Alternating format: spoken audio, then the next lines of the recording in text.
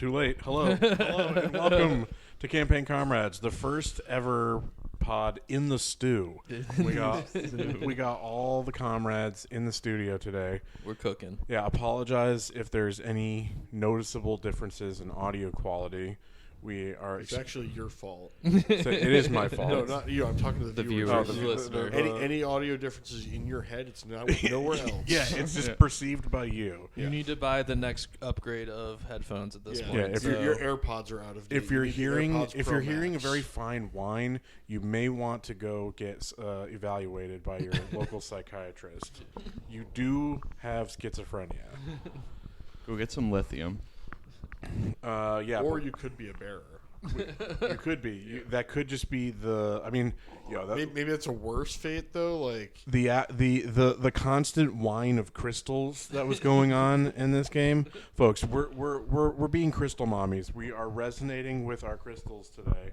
I have shoved one up my ass, and it is now going to, make me ascend to a higher plane. I was joking about that. I always have one up my ass. No, I've got the goop jade egg up my asshole, and I am going to ascend. That is $20,000 to Gwyneth Paltrow. Yeah, I'm going to ascend and become the new Ultima God. Yeah, that hum you hear is actually the frequency of my crystal humming along Yes, with the I've microphone. I've also got the jade cock ring too. So I'm getting it from both points, folks. We are talking about Final Fantasy 16 today. It is I was trying to look this up, or I forgot to look this up. That's what it was.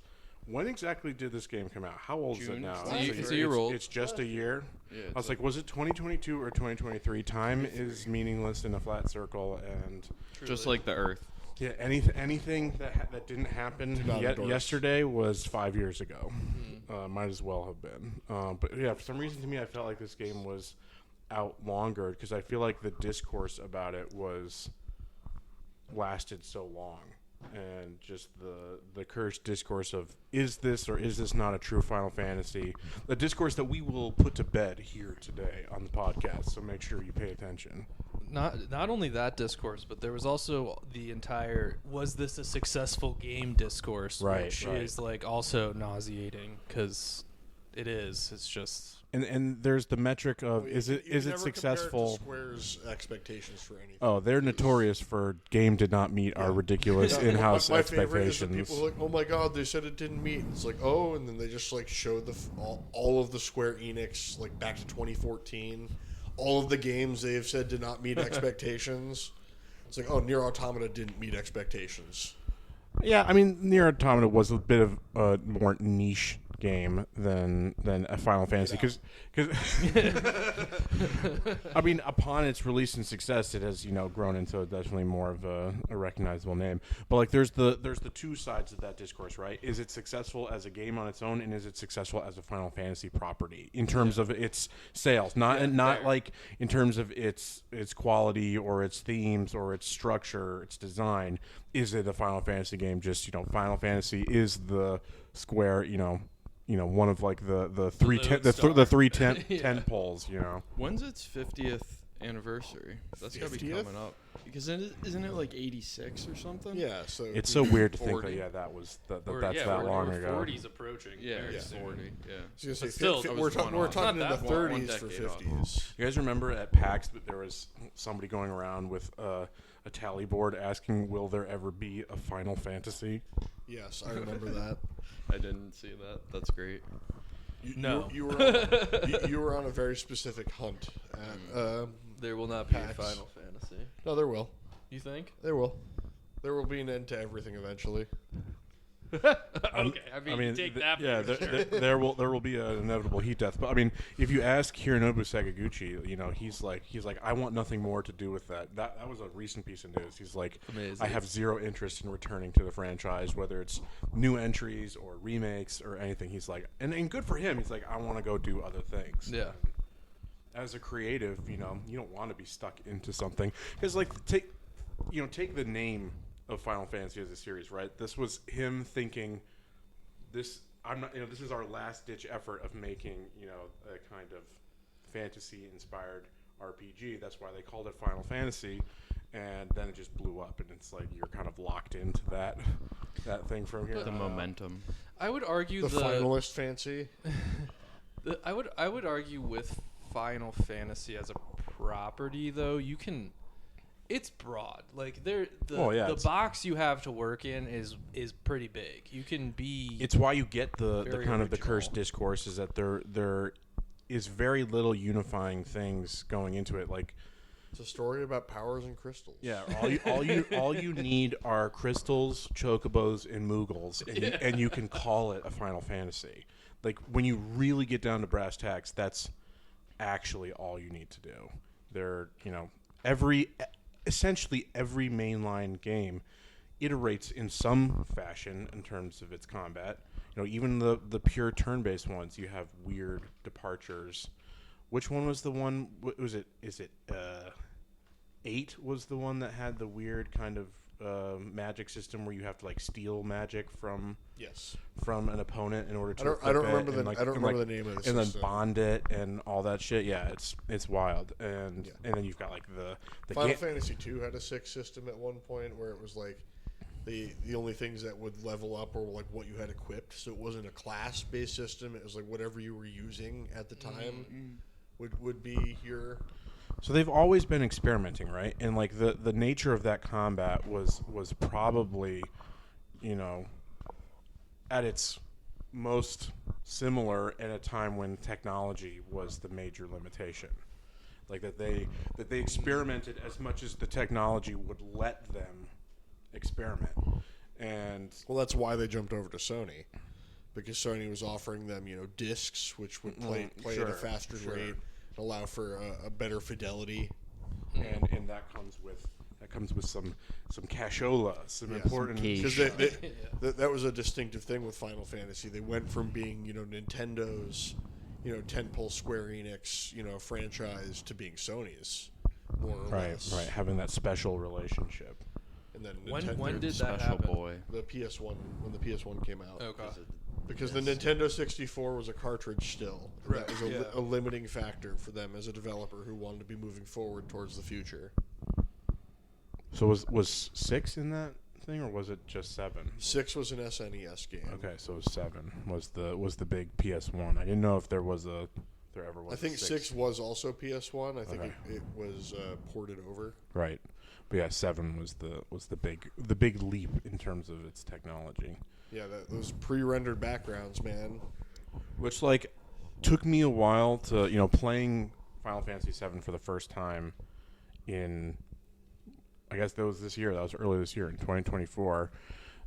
It took me a while, like my modern gamer eye, to adjust to that visual style, to realize what is and is not, interactable. But eventually, I became enlightened and was able to, figure my way through it. But the fan base itself has I think always been torn on. And it's always a discussion. You make this joke all the time that every time a new Final Fantasy comes out, the fan base, quote unquote, hates it. Yeah. Then the next one comes out, and they're like, dude, no, the last one was perfect. It was actually really good, and you hated the last one when it came out. Yeah, and so Yoshi P, who really made his name, I think, at Square, or at least solidified his like legacy with saving Final Fantasy 14. Yes. With the Realm Reborn. Yeah, with the Realm Reborn. Dude, every now and then, I feel like a werewolf having to hold it in. Like, Final Fantasy 14 will, like, get advertised to me in, like, a flash mob. And I'll be sitting at my computer looking at it, and I'm like, no, you can't do it. This is a very unhealthy habit I don't have the time or the capacity. I do have the time, but the problem is I would spend so much money because I would just be paying month after month after month for the after subscription, month. yeah. I am impressed that you have managed to keep yourself from playing. He and I have been like toying with it, like, do we start it? Because like, try? You don't understand. There's so much you can play for free before you have to start paying for a subscription. And that's the problem. That's the hook. Yeah. At that point, you've dumped so many hours into it. You're like, oh my god, I love this character. The story, I must finish the story. But yeah, so I was saying Yoshi P, like, when he was like tasked with leading 16, he did like a fan survey or something to see where people were at in terms of their preferences for combat. And of course, it was basically a 50-50 split of people who wanted classic turn-based and those who wanted to go into a more action-based thing. And then, of course, capitalism is the name of the game here, folks. They went with what was going to have a broader appeal, not just to those. Basically, they knew they were going to piss off 50% of the already decided fan base. So they're like, okay, what can we do then to bring in other people? Yeah. No, they basically made the choice to piss off the people who are more likely to be pissed off anyway. Mm-hmm. Like, you know what? You're going to be annoyed regardless. Like, right. Fuck off. I do think it was the smart decision. I honestly do think it was the smart call. Even though we're seeing a bit of a renaissance with turn-based games, we are seeing more people. Yeah, but like if you want to play a Square Enix like turn-based RPG, go play Octopath. Yeah, and like also they're still making those games. They just call them something else now. They also know that whether or not that 50%'s pissed off, they're all buying the game. All 100% will buy the game regardless. Yeah. Like it's not whether they're mad. It doesn't matter. That's my favorite when someone will be on Reddit and they'll be like, "Oh, I fucking hate this game. I played it for 240 hours and it's just like doesn't have any like post game appeal." They're just as bad as Pokemon fans. To be honest, that's not too far off from reality. I mean, the discourse is the same. It's a very similar type of fan base. Yeah, and like a lot of the discourse of like the combat system is similar. Like when Arceus came out, it was like, "Is this a Pokemon game?" Dude, when Arceus came out and Pokemon fans were like, "Is this the Dark Souls of Pokemon games?" Dude, you're looking at one across the table right now. It was like, yeah, dude, it's Dark Souls. They added a dodge roll. Yeah.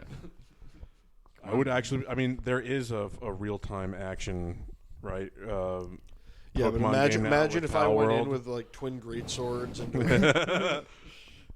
I'm fucking up this Bidoof with with Radon's great swords. Just jumping heavies. All right, so let's dive into actual Final Fantasy 16 here. We've all now played this at the table. Mike, is this like the first game you have played start to finish in like a long time that isn't a Pokemon game? Probably yes. Like I mean, or like an Ubisoft game. I know, no, I've never. I don't finish those. Well, you can't. Those games aren't designed to be finished, right? The new ones aren't designed to be finished at all. Yeah. So I want to throw it to you in that like, what was it that like that sold you, that had you keep coming back, that invested you? Was it the kind of the dark fantasy story and world that they went with? So the dark fantasy story and world definitely was a big hook to keep me in. Grim dark. But the acquisition of the icons was definitely worthwhile to keep you going. Dude, the icon fights are so good. The icon fights are good. The cutscenes are really cool, like the cinematic, battles. And the cutscenes, for someone who would typically skip cutscenes in an Ubisoft game, they don't stay around too long. I don't think. They usually got some good meat to them. Yeah, and there aren't too many cutscenes that are like, oh, well, I guess that was worth my 10 minutes of watching. Yeah, and you're interacting with them sometimes in the cinematic battles. It's been a while for me, obviously, since I've played. But I don't feel like the pacing for the cutscenes were ever that bad. That it was that's like, what I'm saying. They didn't hang around you too long. weren't stuck in a series of cutscenes for like literally an hour. Yeah. Which for me, it's like my two most recent ones are any Yakuza game, and I'm playing Xenoblade right now. Oh look, I'm playing Xenoblade. I can walk 15 steps forward and not have to worry about locking myself into an hour and 15 minutes. I will say though, I do love both of those stories. Though I love I was playing. I normally even with the turn-based game for Yakuza 7, Like a Dragon, even that I still play as a lean forward game normally. I'm leaning in just because I'm so engrossed. But that one, I shifted my TV, would chill on like the lounge part of my couch and just would then treat the Xenoblade is a lean back. So these hour-long cutscenes I just treat like a movie. Yeah. I would literally just put my controller down, have like some chips or something. Dude, there's a podcast I listen to she's like, I love those games. I will never play them, but I will watch the like 40 hours of cutscenes on YouTube or something and like treat it like a movie. Yeah. But yeah, so the cutscenes didn't hang around too long. The icon fucking powers are awesome, and then when you could combine them and mix and match. There is some cool kind of build crafting that is capable. Like I will say that there's like maybe some two criticisms that I have of the game come into its gameplay and mechanics in terms of the icon powers are so cool. I wish I could have more of them on my belt. But they're too easy. They make the game too easy. Well, but that's why I like it a bit. Dude, I just like the game is incredibly easy no matter what you do. I just fell into this routine pattern of like, I've explained it to you guys 100 times, but it's just like get the stagger, just run through the same abilities in the same order, and it just deletes every boss or regular. But that's how Mike was able to complete it. You think you have a routine? No, I have a routine that does so much more damage than any routine. Yeah, I'm sure. Because he's gone and done all the DLC stuff now. But like, it was just like, you found these things and you just kind of fell into a pattern. So I guess that is kind of a, that's a self-imposed problem, I guess, because there is a decent amount of build crafting that goes involved. That like, okay, these abilities are too powerful and it makes it too easy. So I could do a self-imposed challenge and like take off like all the ultimate abilities and. So that's what I would do is like you had access to. So I would like play around with like different ones and be like mixing and matching is a fun thing to do. Because like that Bahamut's power is a delete button as well. So instead of having the flaming Phoenix, Giga Flare is great. Pump in the Giga Flare.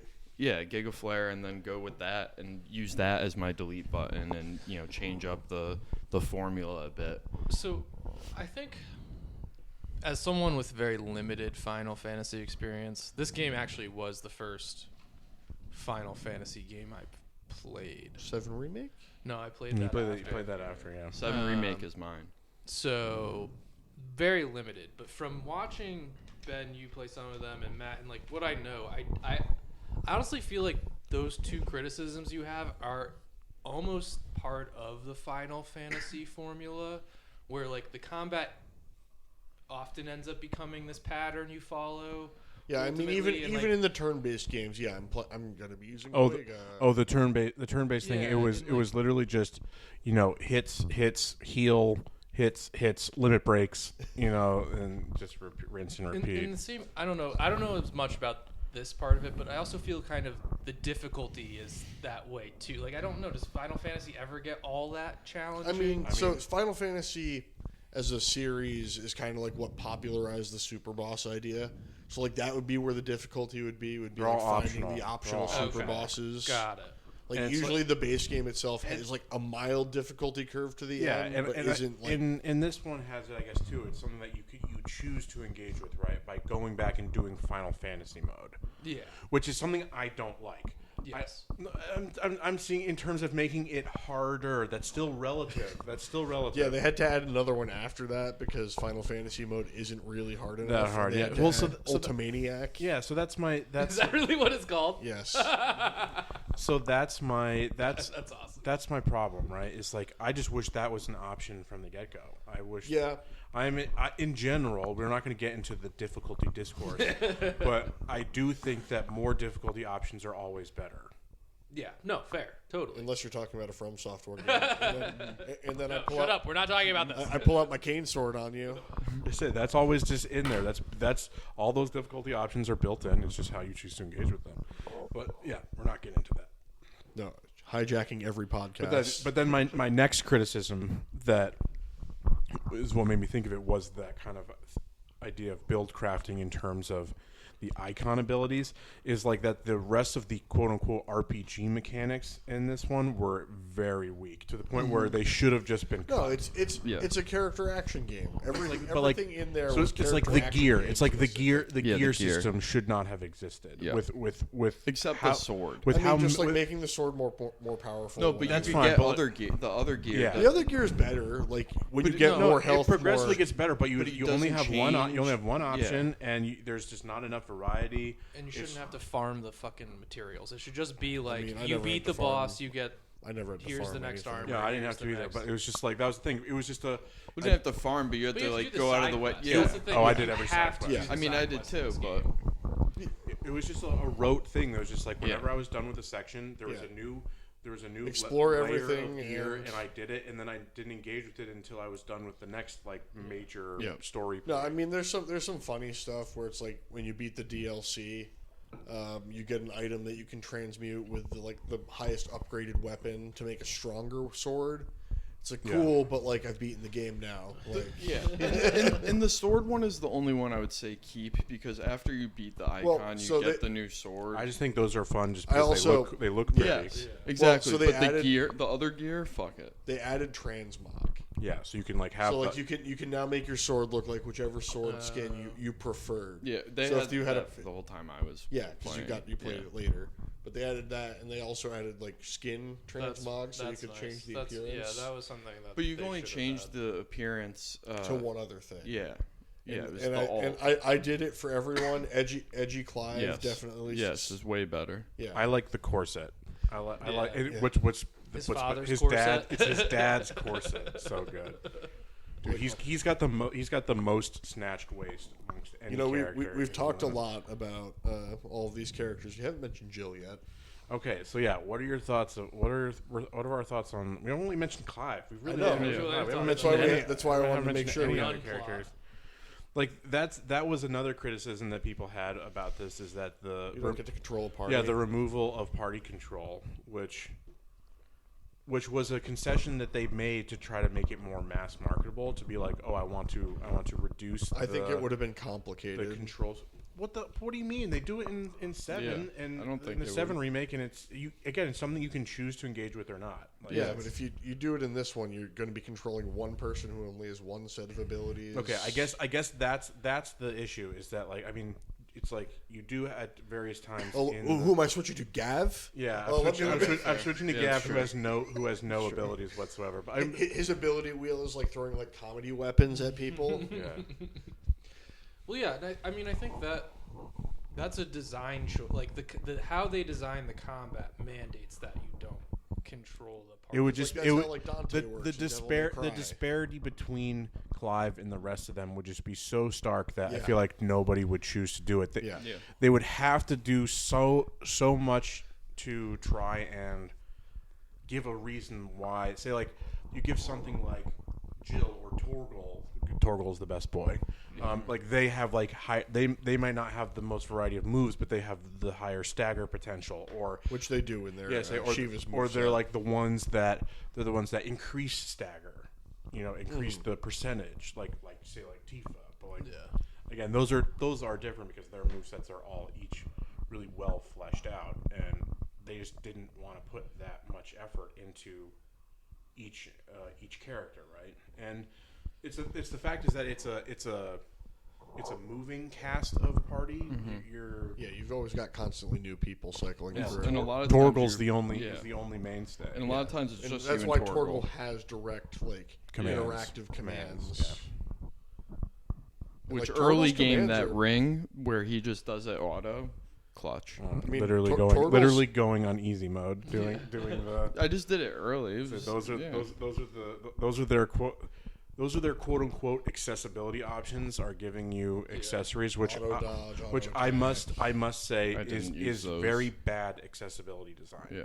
To as You don't have to play the game. they say as bad as it's not what they do. It's the fact that they take up your accessory Yes. slots. Yeah, so you can't use actual accessories. Yeah, it's Yeah. that it's limiting you in another way that is just not fair. It's like if you want to give those options, which are all good and should be there, just make them toggleable switches in the menu. There's no reason to make them part of your already weak gear and equipment system. Yeah, because those rings and whatever items aren't great either. You know, I've never experimented with them, so I don't know.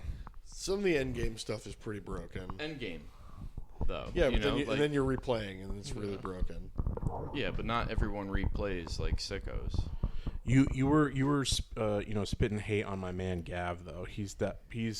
After. Oh no, I love Gav, but like, what are you gonna do when you control me? He has After Scout. After run away. After Sid, he's definitely my favorite character. No, Gav has your back. Everywhere you go, every step you take, every rule you make. Can't go anywhere without Gav scouting. Yeah. I thought the characters in general for this game are all pretty fun. Jill is absolutely the weakest. Yeah. They kind of did her a disservice, no doubt about it. The criticism of her kind of lack of character development was definitely fair. Like what development she had is kind of like all over the place, from like how you meet her and like just like her demeanor. I know that she was like being controlled or whatever, but you know, then she just becomes this like weak waifu kind of companion that Clive just wants to kissy smooch with. No, in my headcanon, he wants to kiss Isabel. He just feels bad for Jill, so he doesn't. Isabel's the like The war. madame. But she's got her own paramour. I know, but she wants it. Listen, She's Clive's asked getting him. around. She asked Don't Clive, worry. She asked Clive to take her back every time. He's like, Monogamy's not a thing in Final Fantasy. he's too. They couldn't. That's canon. We've all seen the cutscene, Clive and Benedicta. Yeah. Is this the first Final Fantasy game where people actually confirmed fuck? Yeah. That Really? was like one of the big things for them. Was like this is like Interesting. confirmed intimate romance. That's so funny because again, as I'm looking into the production stuff and all these choices that they make that ended up being quote unquote controversial, they're like, we don't want to limit to just any one age. That was a big thing. They were saying like they wanted to be more mature. Yeah. In the sense that they wanted to get away from the idea that this is like a story about teenagers. Hey man, and just and those because things, Final but, like, Fantasies 1, 2, 3, 4, 5, 6, 7, 8, 9, 10, 10 2 12. Say 10 2 13, 13 2 15. Just because those are all about teenagers who come together and use the power of friendship to overcome God. Yeah. But yeah, so like, but they're like, oh yeah, we want this to appeal to members of every generation, and I'm like, okay, like, Hey, So 8-year-olds love a little horny scene. Come on, they get it in Assassin's Creed. What really too. happened was they watched Game of Thrones and they were like, yo, that's pretty cool. they're what? People have sex? No, but if it was Japanese people are very weird about that. They don't just draw it. They don't just draw it in explicit detail. Despite all of that though, like Clive is decidedly unhorny. As Yeah, a dude, character. Clive is Like, almost he's suppressing ace. it. Yeah, like, He's just truly. suppressing it. That's why he he truly is. It's like soulmate. Or one of the two sex havers. Yeah, No, I know, but even with that, him himself is. because He he's driven. He exudes a lot of energy to NPCs that they like reciprocate to him, and then he's like, "What are you talking about?" Yeah. He's got the anti-Cloud, where Cloud Strife just like walks around clueless for everything. Yeah, and he's people just- are he's just just dripping dumb, wet yeah. over him. He's just dumb. He's just a dumb guy. He's got brain problems. He doesn't know which dude he is. He's got Clive dude is- inside of him. I don't know which you're the dude who don't know what dude he is. Clive is blocking out Ultima and the horniness. They come one. Yeah. It's the same part of the brain. You know, if some, Ultima is. I'm pretty horny. sure if some Yeah, girl went up it to really him is. and was like Mythos, he would be Mythos. done. yeah. Ultima gives him a little ear nibble. Mythos. I'm not gonna like have us go into like plot details and stuff because it's too wide ranging and The plot is simple: destroy crystals. yeah, destroy crystals, get new powers, fight God, And slavery. and slavery. Yes. Yeah. Yeah. That's it. That's it. Discover that an ancient civilization was doing weird shit. Try to help some petrified what kind of weird bearers. stuff were they up to? What kind of? I mean, they were into their whole like they were trying to make mother crystals so that they didn't have to worry about God anymore. And then God was like, "Yo, that's kind of illegal. God said treason. You can't do that." Then they had a January 6th. So it's treason. Then. So the whole inciting incident of the first DLC is when when Origin gets created, that like explosion that happens. Yeah. That like reawakens the mother crystal that the Fallen had created and just like restarts their factory and just like gets them going on their like genetic engineering they were doing again. So now you have to deal with GMO crystals. Yeah. No, it's literally like the inciting incident for you is that shadow crystals have flooded the market. And instead of like regular crystals which work and like give you like the ability to do stuff, those work once and then they stop working. Can make anything from corn. It's pretty much just corn crystals. You use it to light a bowl once and then Yeah, dude. People using a crystal to light a pipe was always Yes. a cool little scene. Yep. Fuck, that's good. I have like one critique that really started to grate on me as I've wrapped up this game, and that was just the side quests. I thought they were I'm a weak. side quest apologist in this game. I think the side Same. quests are fine in this game. I think they do. Alright. I think Actually- you know. Wait. No, I wait. Go fuck yourself. Wait. I get the criticism, Wait. but I actually think they're really good. I understand the criticism of the pacing of how Right, yes. you get to Yes. the The end, last and then batch. you get like 3 Yes. dumps, and it's like, Yeah. when is the end? The Yeah, last yeah. batch I is agree where with that. I'm like, oh, okay, oh That's my god. when I this gets me just a got little bit. like, and some of them have good. They're just a little too repetitive on some of the like. Go more here, fetch destroy a based monster. ones that Yeah. really it's just a fetch quest. And Go there's here, just kill a a couple, monster. I wish they were reduced. By It was like the ones 5 in to the ship. 10. I don't know. To that me, bother me, those I fetch found them to be fast enough. I found them Yes. to be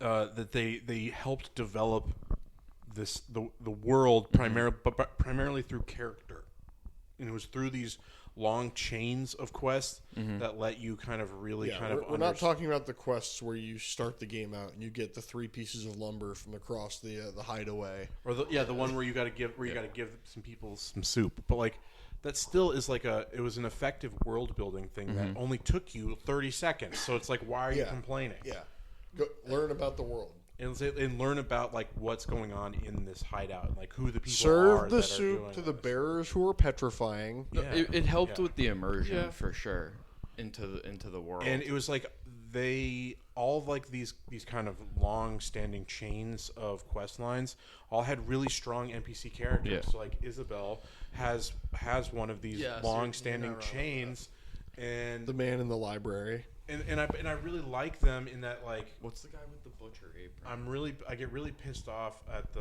one from one of the first settlements that you Yeah. go to. He's like he's the leader. I forget. And he's a G. But you I like that like each step is like in these long chains are complete quests on their own that give you experience and all that. Like I can only immediately compare it to what I'm playing right now in Xenoblade 2, where it's like I'll get these quests and I'll complete these things and it's like bullshit RNG collectathon things, and at that point then it will turn into 8 steps of those in order to finish that one quest, whereas that whole chain is broken into. I mean, that's comparing apples to oranges. Tora in a bit. needs 8 springies. I mean, yes, fine. I am definitely, you're not wrong about this, in that in the larger scheme of side quests, this is like 1,000 times better than what Spider-Man games fucking do for Also- side quest content.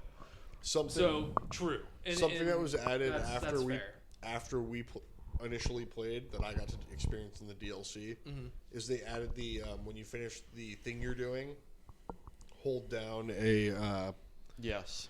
hold This down was a button beautiful. to just zoop you right back to the end of the quest. Yes. It was Okay. it was that amazing. was one thing that. And it's I not didn't just know like, that it's not- was. But I also won't lie. I think, Ben, to your point, the last like 3 dumps just kind of left a sour taste in my mouth. For me, it was around the them. last one. It was Like, the true last one. I There's was just like, so many. oh, this is frustrating with the number that you gave me. It's like spread those out a little bit. Yeah, you know? that Because particularly that last one, it's like Definitely it's a part of the story where like the world's about to fucking end. yeah. Let's go do these errands. Yeah, But, like it felt so That weird. was confusing. They to me. they ended up being okay because they had this eventual payoff for these major quest lines and characters that kind of put a nice bow on the world that it was presenting, but it was just this kind of tonal whiplash of like Ultima's here, they're about to destroy the fucking world, let's go do 10 errands real quick. Yeah. Find my chickens. yeah. No, that definitely was. Those should have been all completed prior. Ultima should have been the ultimate, and Well, they had to have some reason for you to be at the hideaway there because that's where all the DLC stuff triggers from. Right before you go to Origin. yeah, but you could still have that whole like scene where they're like plotting. Like, there's that whole cutscene right before. You don't need those side quests. Those could be done. Yeah, but how else are you going to be faked out about the airship? Dude, I know she's correct in her decisions, but like I wanted the fucking Yeah. airship. Yeah. There's nothing more Yeah. more rude in this game than calling mid. She's a beautiful soul. How old is she? She's an adult. She's Oh, an okay. I adult. wasn't sure. She's an adult woman. Cool. Chris Hain, please sit down. She's an adult woman and has never implied anything otherwise. Yeah, that's what I thought. I don't think there's any teenagers other than Joshua. And Joshua, and he's an technically adult by Clive the and time Jill you- when they were younger. Well, yeah, Yeah. but I mean, like in the main story. In the main story, yeah, they're all adults. Except for The- Uncle Byron. He's a kid at heart. Great True. Uncle Magic. Yes, The most Uncle Magic. Great. dripping with it. It was Um, incredible. You know what? Uncle Joe Byron. He might eke out Gav as my second favorite behind Sid. But my favorite revelation about him was when someone used photo mode to discover that his character's actually eating and drinking behind the bar when he's hiding back there when you're fighting the bar patrons. Amazing. The cutscenes in this game, and by that I mean like the action cutscenes, are some of the best like fight sequences in any video game I've played. Like they are just so spectacular and necessary well done. when you're fighting with Titans. Yeah, like, it's there's just no other fun. way to do when it. I'm fighting in space against like Omega Bahamut or whatever his like souped up form Yeah. gets called.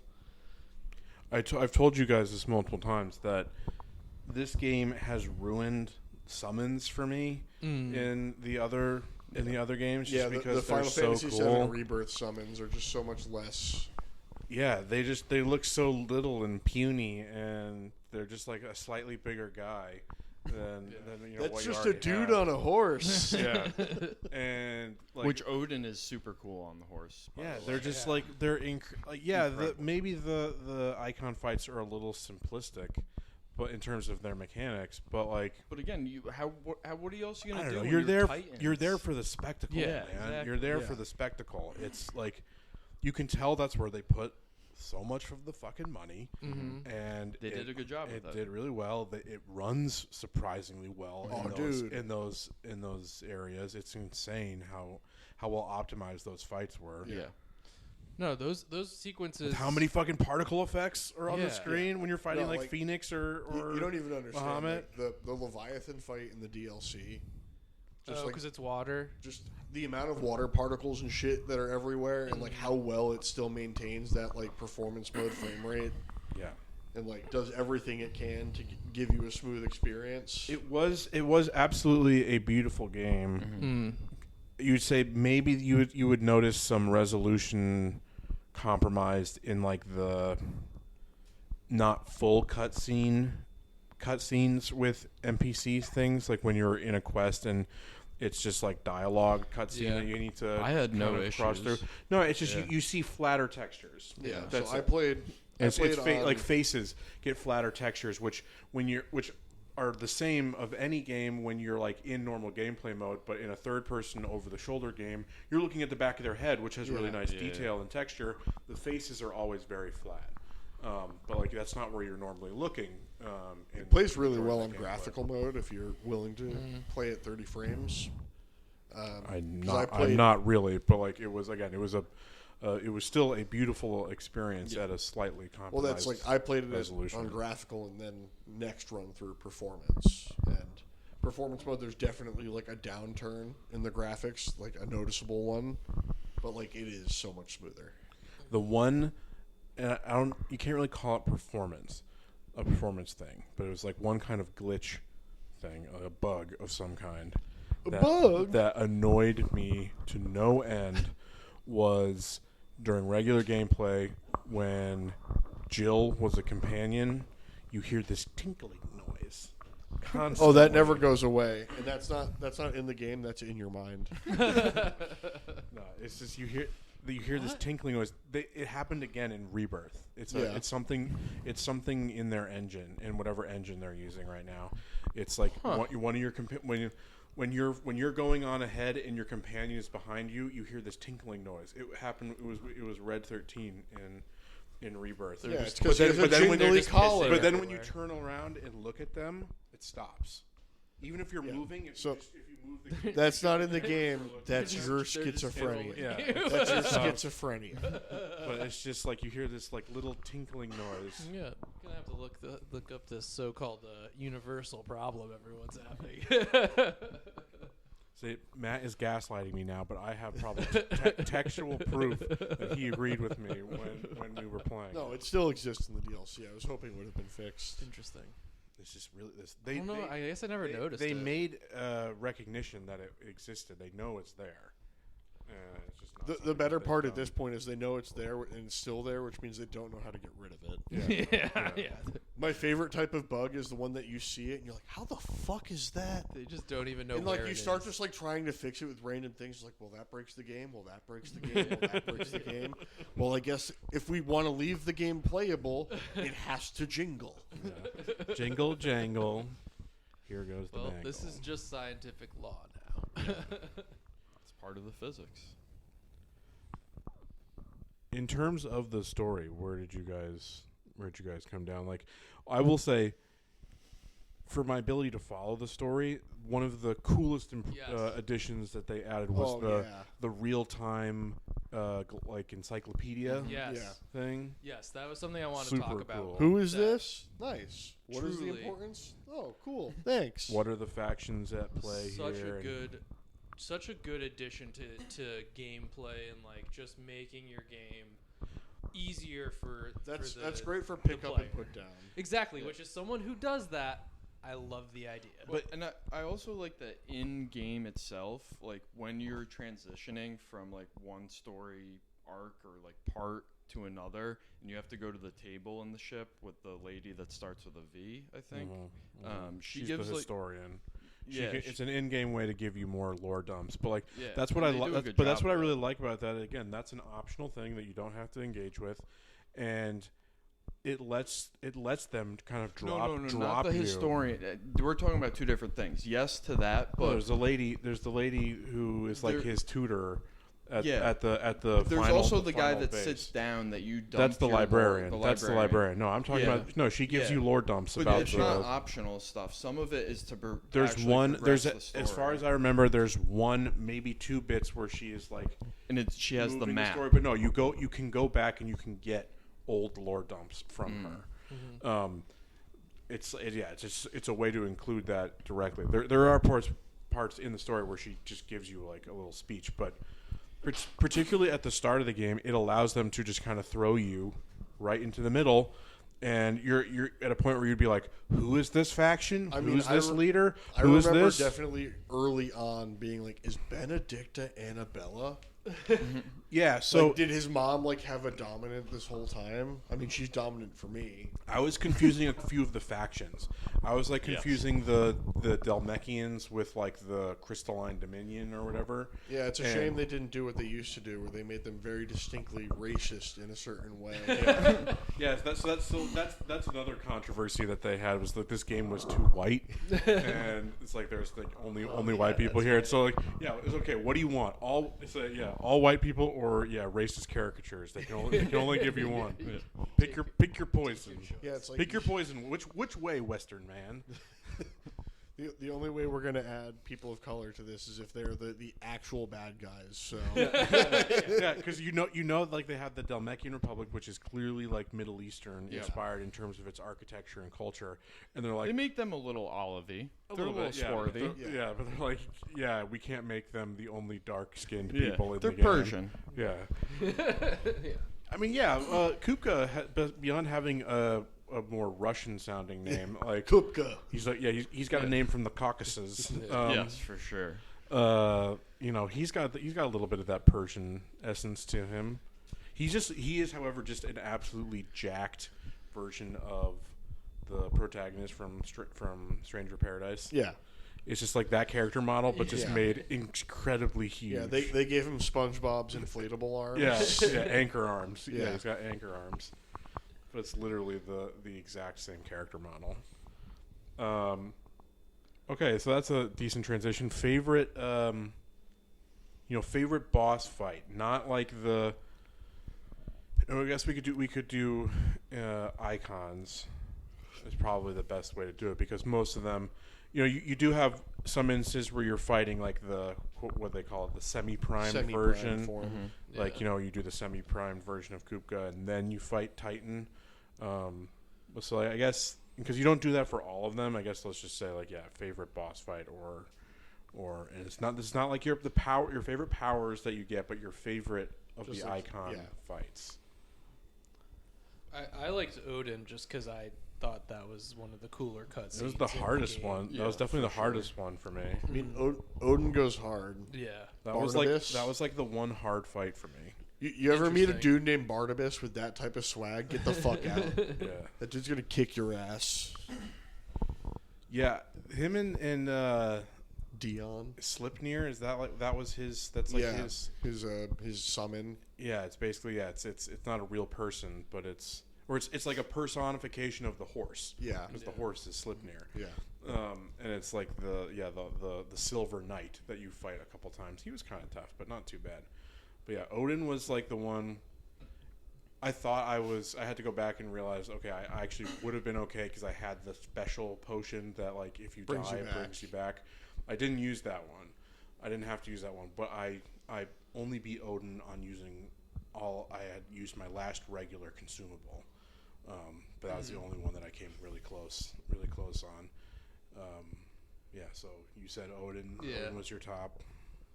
yeah. He got topped by Odin. Dion can top me. Yeah, and he would too. Yeah, I mean, I don't know if he would. Like, I don't know if I'm his type.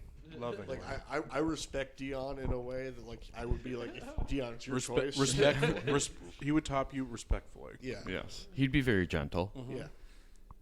No, like that's. I mean, you get the power of friendship when you and Joshua fuse together and do the fusion dance. Yeah. Yeah. You form true Ultima and you fight in space.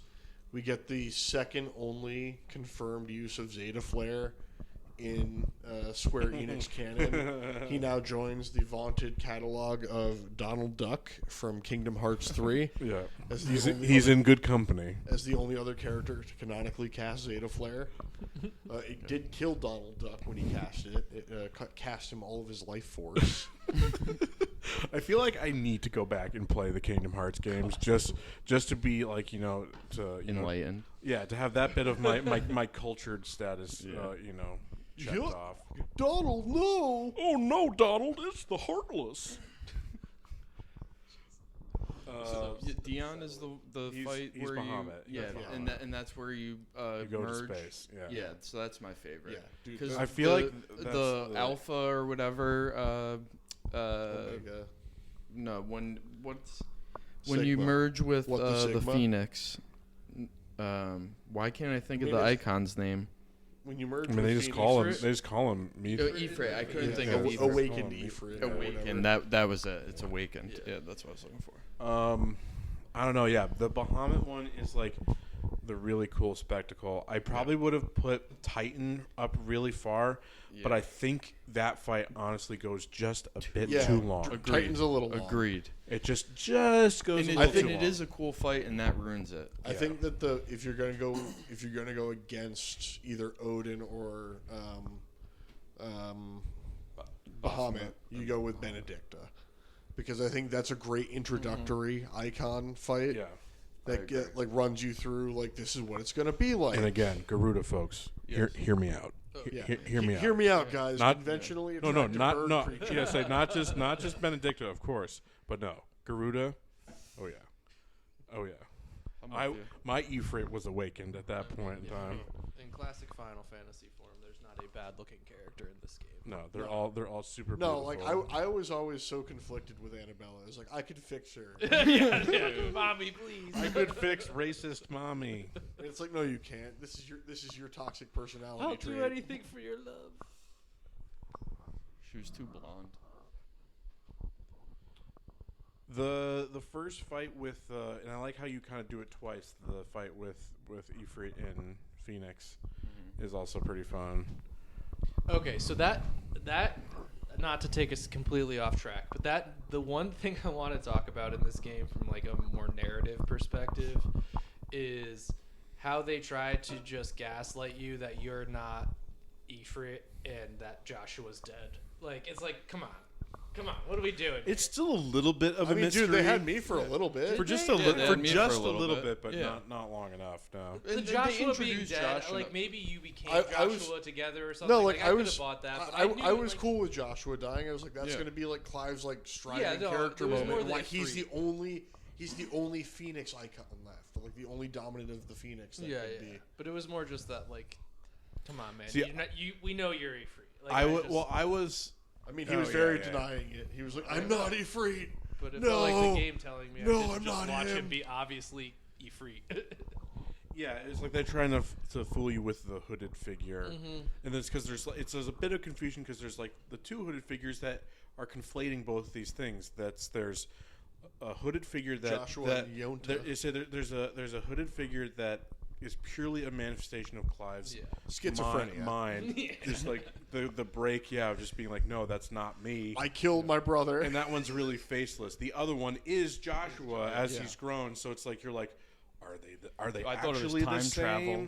Are they actually the same? There's a little bit there. I was like, I wasn't surprised by either one. And at some point, it was like, yeah, that's obvious. You But, ever like, killed your brother, then been sold into slavery immediately? By your mother. Yeah, at certain points, I was like, okay, that's obvious. I could still see a twist Yes. coming. Yeah. I could still see the For sure. possibility of that they're setting that up for a twist. So there was still enough doubt at some level. And there that, kind of was a twist when they like merged together and Sure, create sure. awakened Ifrit. Fusion. They're soulmates. Yeah, exactly. They're soulmates. They soul bonded. Joshua. I okay. mean, it is Game of Thrones, so incest isn't really out of the table. Do we? I mean, yeah, the game's been out for over a year at this point, so we can get into spoiler territories. Where do we come down on the decision? Is Clive alive or dead at the end? Does he get fully mummified? I think he's alive, personally. Hold on, I forget Bold the end choice. scene, the actual end scene. He washes up on the beach and he's like getting crystallized or whatever. He's used all his power. His stando power has been depleted. He's big dead. I would You like think to he's hear dead? Matt. I think he's dead. Big dead. I think he's dead. Who wrote the book though? Joshua. And that Joshua is still alive? Hold on, but can't Joshua just bring him back to life? No. He's the Phoenix. He's not the full Phoenix anymore. He doesn't have enough of the icon's power left to be actually like the dominant. Why is that? Because he ceded it to Clive? Yeah. Yeah. Because Clive took everyone's power. Yeah. It was the big trade-off that everyone had to make. Was they basically only have like a shade of their abilities once Clive does that. Just more than a bearer would have. My kind of thought is that Clive lives, Joshua's dead, and like because Clive is an homage, he writes the book. Joshua. Yeah, because there is the line where he's like, and it's Clive's the one who said it. It's like and something about the pen being the pen mightier than the sword type of thing. That he writes the book as takes on Joshua's name and writes the book at Something the we've end. already seen him like, do before with taking Sid. on Sid's name. So Like that to me was why. I like that. Because then there is I like also that. there is also the bit of the theorizing that goes in that when Jill and Torgal are like they wish upon the do you remember the name of the star? I know what you're talking When about. It's the red star wish that they upon that in its mythology grants wishes, and it's like she wishes that he's alive, and like the light winks out as if it's the final.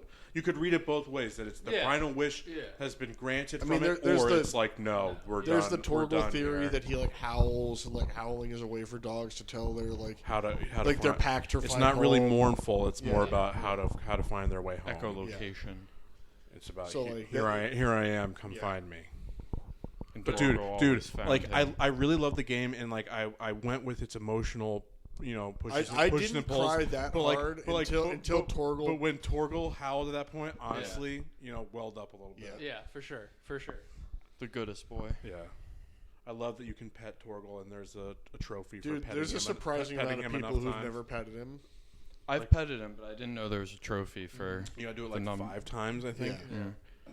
It's I might have done that 53% then. of players have petted him 5 times, and it's you monsters. Yeah, those people should never be allowed to, own animals. pets. Yeah. A top tier pet companion of For video sure. games. Yeah, dude. When your For wolf sure. turns into the ice wolf of legend. Yeah. Yeah. She's like, oh, okay. I guess he could do that. He's got Super Saiyan. He truly does go Super Saiyan. It's great. I mean, that's a great scene though when he is. saves Clive and Jill. Yeah, I do like that one a lot. From being executed. Yeah, Yeah. that's another one that was that one had me on the edge of my seat. That was I shouldn't be playing video games right now, but I can't just leave on this cliffhanger. Yeah, I think this game was ultimately a success. I don't know. It's a good high 80s game. Yeah, I can't 88. speak on its financial success and its commercial. It's gonna come out ability, on but PC. It'll be fine. Yeah. The DLC sold pretty well from what I had seen. It's just funny how few people have interacted with it. Yeah, man. Okay, so you're the only one who's touched the DLC. So, on either one of them, for me, after just playing Shadow of the Erd Tree, I mean, and that's spending $40 on a DLC. Shadow of the Erd Tree sets the standard for DLC. Yeah, in it's a a way. DLC that was $40 that could have been a $60 or $70 full price game. A Miles Morales-esque expansion. Yeah, and then to pay, if you're going to do both of them, you could pay as little as $25 for both DLCs that you said in total is what, 10 hours if you did both Probably. of them and you did every single bit, including the Cairo Skate and roguelike stuff. Because it took me about 6 to 8 and then 2 to 3. So interesting. Yeah, so about 10 hours probably on. And, it's supposed to take you longer. I definitely burned through Cairo Skate because I'm no video game fool. Yeah. I'm not a degenerate. who Particularly doesn't know after how to you make- had just come off of doing all the crazy shit for 7. for 7 Rebirth, and then going into Yeah, that. it's a completely in different Final combat Fantasy system, mode but and being oh, this is easy. I got yeah, this. yeah. I got through half of the first DLC, not even remembering how to dodge because it was on bumper, and that is foreign to me. Yeah. That's why I remapped. So I did mine. half Yeah. of the first DLC I think I without may have dodging. remapped mine in Hilarious. 16. And got halfway through and was oh shit, yeah, there's a whole mechanic I haven't engaged with because I've just been spacing all the attacks. Hilarious. Because the dodge is pretty solid. Yeah. For me, it was it was dodge, not block. I could not I couldn't or parry block. or parry. Oh, I I could was parrying. I could block because that's why I stuck with the Titan ability because the Titan block was sick and Yeah. the timing on it was super satisfying. Folks at home, Mike just got up and farted so that the rest of us wouldn't pick it up on our microphones, but I have to let you know. That's fine. I mean, I was also debating doing it into the mic. I gotta give you a peek inside the studio lifestyle. Do. Yeah, we got champagne here. There's Tons of bottle bitches. service. So much caviar. Would you say though that the DLC is I had fun. worthwhile and does it add significant both mechanically and narratively? I care more about narrative, honestly, Yes. in that So- sense. Yes. So speaking first as a Final Fantasy fan, I was a little I had a little smile on my face when I did the first DLC, and it was kind of indicative of the like old airship in Final Fantasy 1. The old civilization is more technologically advanced than the current civilization, and like they've got this giant protector robot that's like a big deal that we have to worry about. And like we got to fight Omega, and like as a Final Fantasy fan, that's one of the super bosses you usually find.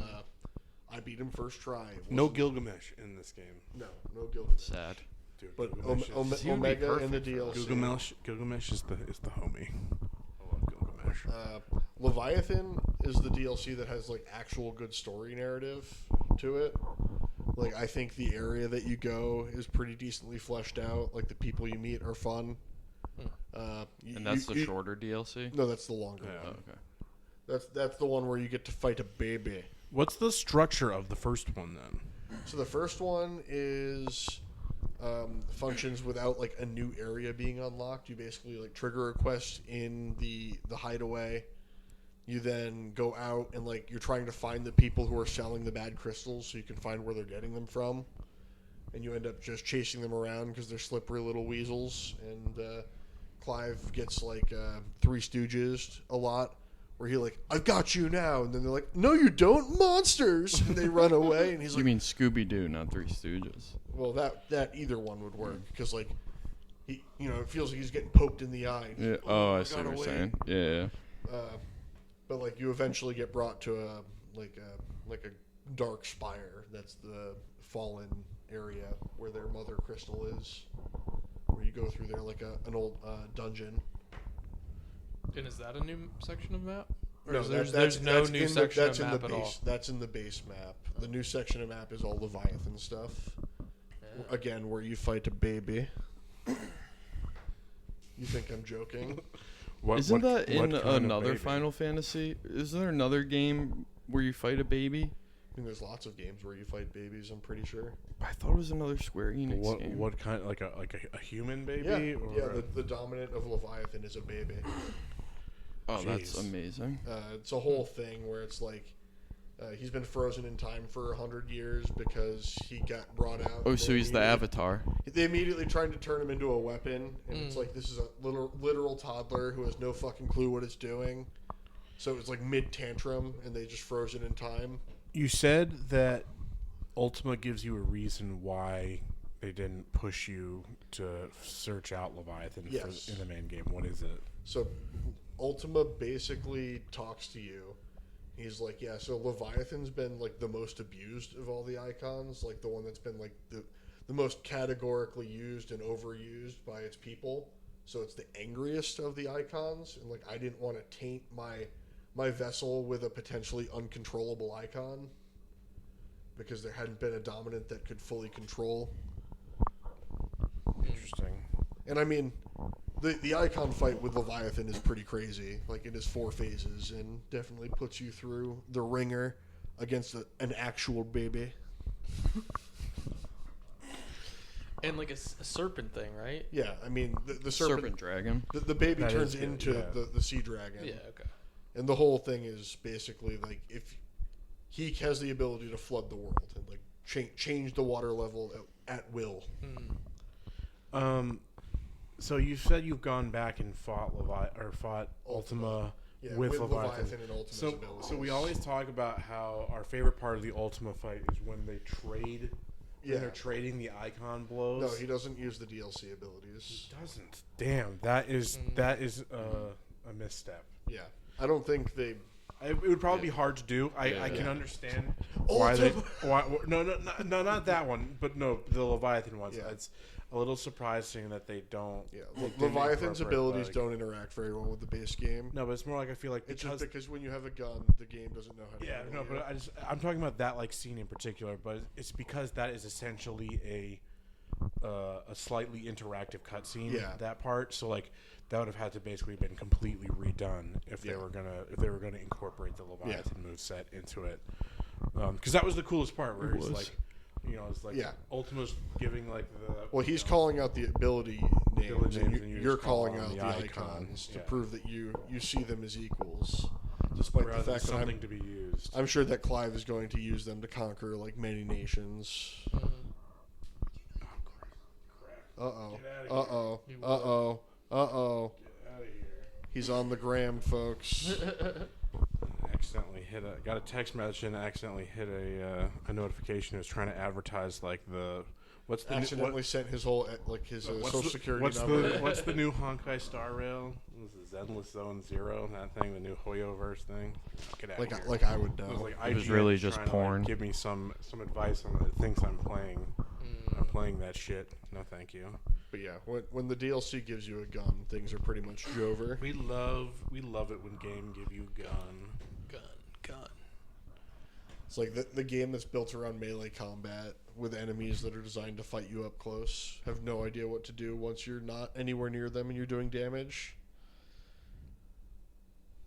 To just cap off this discussion, I feel like I'm still just excited to see where they go next. Like, if they keep I'm actually curious to see if they do on a Final Fantasy 16-2 type deal.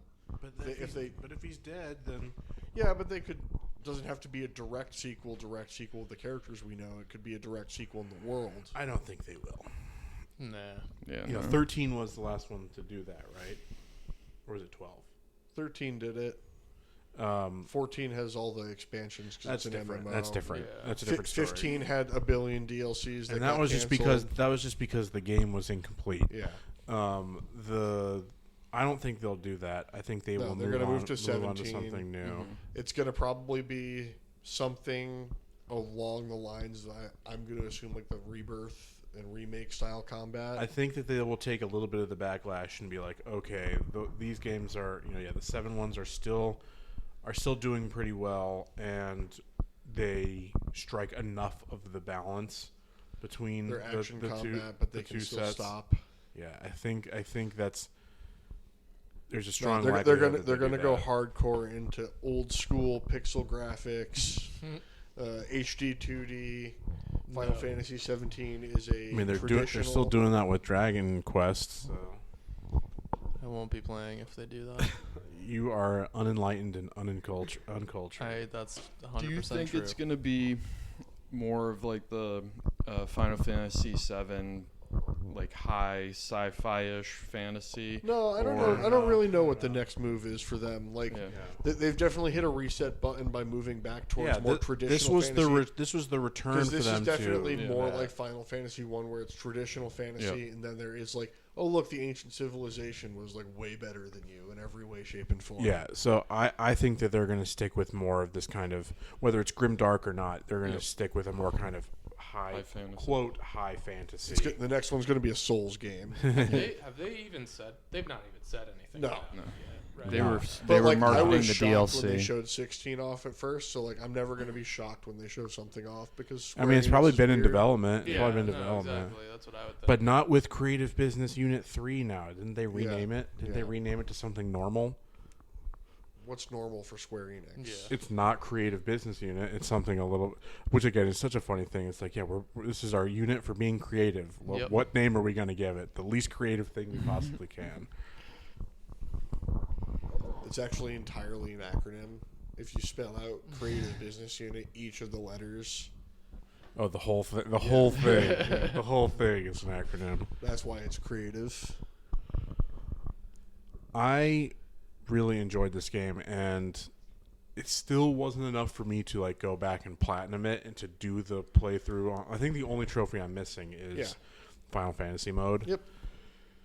Not enough. Still not enough for me to do that. With how long the story is, I mean, even skipping cutscenes. I was going to say the trick with a lot of these is once you've played the game once, you could skip the cutscenes. Yeah. Like skipping the cutscenes in Final Fantasy VII Rebirth made the second playthrough a week for me instead of, the 4 months, 3-ish months. Yeah. It's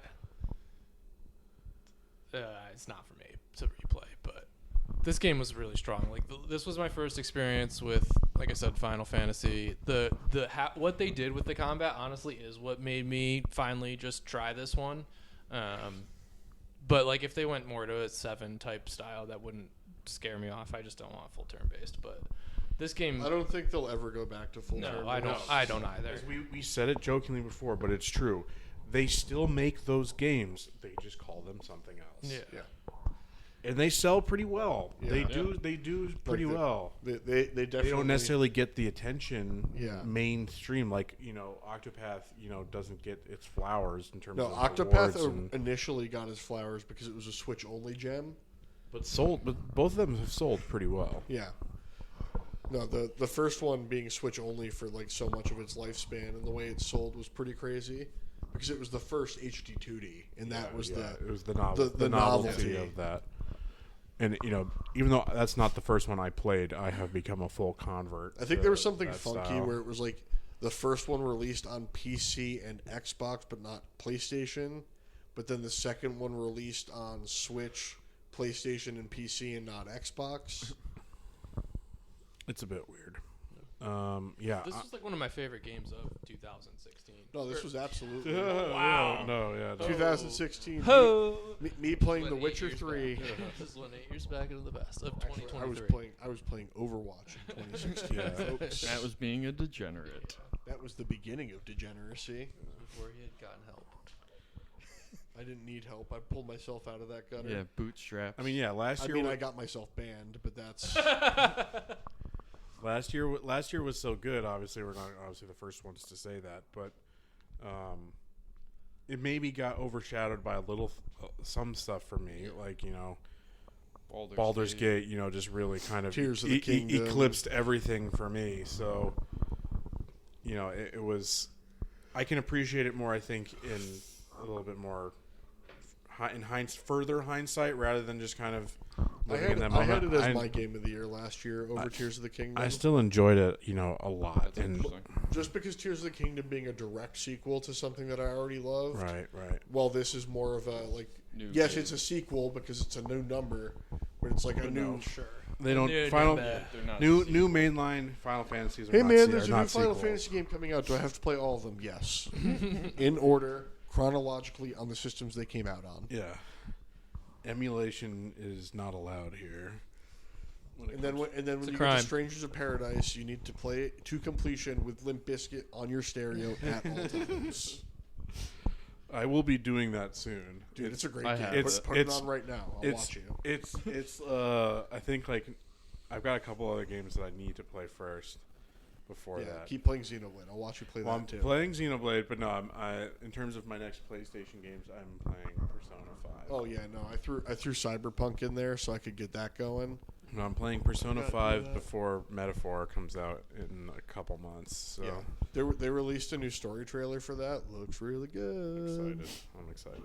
All right, so we're good for time today, folks. Hopefully, this has not made your ears bleed. And if it did, again, it's in your head. It's your own fault. You Yeah. have no one else If you- to blame if you, but yourself. If you think you're blaming me for the sound of this audio, You're you just- better. I'll meet you on the green of the Montpelier Capitol, and we'll fight bare knuckle boxing style. You're just a hysterical woman, anyways, probably. So. oh boy. Send Okay, on that so one. let's see. AI removal.